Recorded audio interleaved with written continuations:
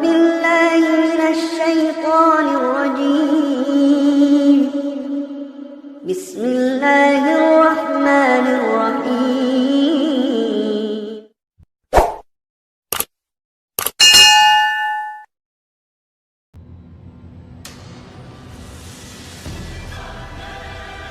Assalamualaikum warahmatullahi wabarakatuh.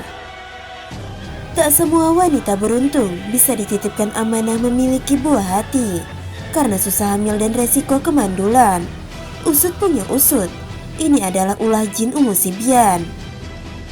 Ulah jin Ummu Sibyan diketahui menyebabkan wanita menjadi susah hamil ataupun berpotensi atau penyebab kemandulan sehingga tidak bisa memiliki anak. Hamil merupakan dambaan para pasangan suami dan istri.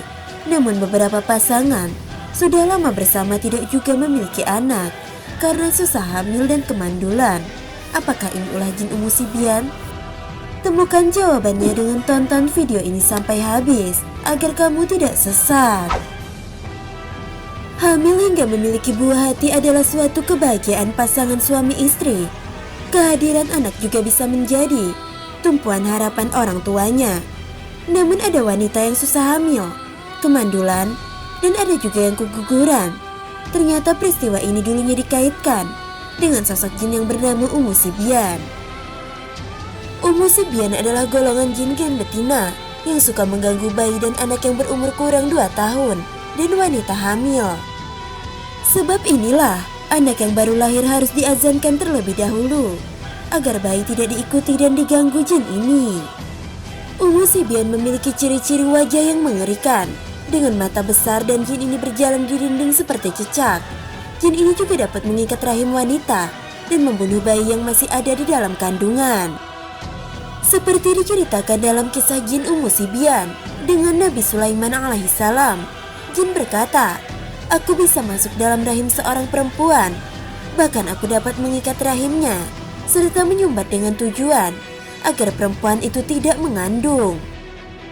Karena kekhawatiran ini, kalangan ulama menyarankan agar orang tua dan ibu hamil melindungi diri mereka dengan bacaan Al-Quran. Salah satunya adalah membacakan ayat kursi dan 3 surah seperti An-Nas, Al-Falaq, Al-Ikhlas, kemudian meniup ubun-ubun sang bayi sampai berhenti menangis. Ada juga beberapa sunnah yang dianjurkan Rasulullah SAW, yakni saat menyambut kehadiran anak memberikan kabar gembira terhadap kelahiran tersebut. Allah berfirman dalam surah Ali Imran yang artinya, kemudian malaikat Jibril memanggil Zakaria sedangkan ia tengah berdiri melakukan sholat di mihrab. Ia berkata, "Sesungguhnya Allah menggembirakan kamu dengan kelahiran seorang putramu, yaitu Yahya." Berikutnya dianjurkan kepada bayi yang baru lahir untuk mengumandangkan azan dan iqamah kepada kedua telinganya. Hal ini disebutkan dalam suatu hadis, barang siapa yang melahirkan seorang anak lalu mengumandangkan azan pada telinga kirinya, maka dia tidak akan dicelakakan oleh Ummu Sibyan. Namun keberadaan dan ulah jin Ummu Sibyan ini masih menjadi polemik karena hadis yang menerangkannya adalah doif. Syekh Abdul Aziz bin Bas dalam kitab Fatawa Nur ala Al-Adrab menjelaskan bahwa hadis yang menerangkan jin ini adalah doif. Di dalam Islam memang kita diwajibkan meyakini adanya makhluk gaib yang bernama jin. Namun perlu dipahami bahwa menetapkan nama tertentu dan sifat khusus bagi seorang jin, seperti adanya Ummu Sibyan, misalnya beserta sifat-sifatnya tersebut, harus didasari oleh dalil dari Al-Quran dan hadis yang sahih, bukan hadis yang dhaif atau lemah. Kapan saja kita menetapkan sebuah akidah dan keyakinan tanpa didasari oleh dalil wahyu, maka ketahuilah bahwa apa yang kita yakini itu adalah khurafat dan kebatilan yang wajib kita ingkari dan tinggalkan, seperti keyakinan adanya Ummu Sibyan ini. Kesimpulannya, hadis tentang Ummu Sibyan di atas adalah hadis maudhu atau palsu, karena kedua rawinya yang terkenal sebagai pendusta yang suka memalsukan hadis. Sebuah hadis jika ia doif atau lemah, apalagi palsu, maka seorang muslim tidak boleh mengambilnya sebagai dalil dan dasar dalam menetapkan suatu urusan agama, baik dalam perkara akhlak, fikih, ibadah dan lainnya. Apalagi dalam perkara akidah dan keyakinan, sangat tidak boleh. Syekh Abdul Aziz bin Baz dalam kitab Fatawa Nur Ala Al-Adrab menjelaskan bahwa hadis yang menerangkan jin ini adalah doif. Perkara-perkara yang dikatakan oleh manusia ini tentang Ummu Sibyan semuanya tidak ada dasarnya dan tidak teranggap.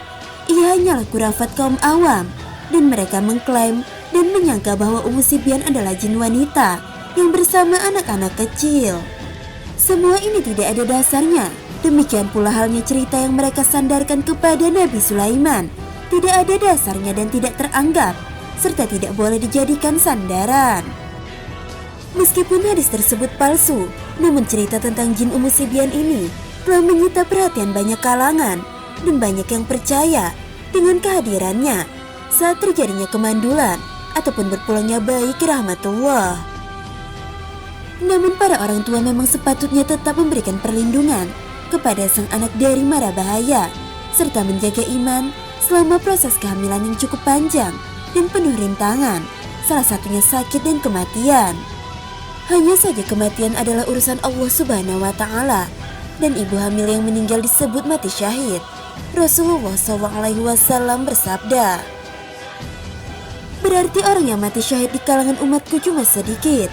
Orang yang mati berjihad di jalan Allah syahid, orang yang mati karena taun syahid, orang yang mati tenggelam syahid, orang yang mati karena sakit perut adalah syahid. Dan wanita yang mati karena nifas, dia akan ditarik oleh anaknya menuju surga dengan tali pusarnya. Hadis riwayat Ahmad dalam musnadnya. Sahabat belajar Islam yang dirahmati Allah, bagaimana pendapat kalian mengenai jin Ummu Sibyan? Dan apakah yang kalian lakukan ketika kalian hamil? Wallahu a'lam bishawab. Wassalamualaikum warahmatullahi wabarakatuh.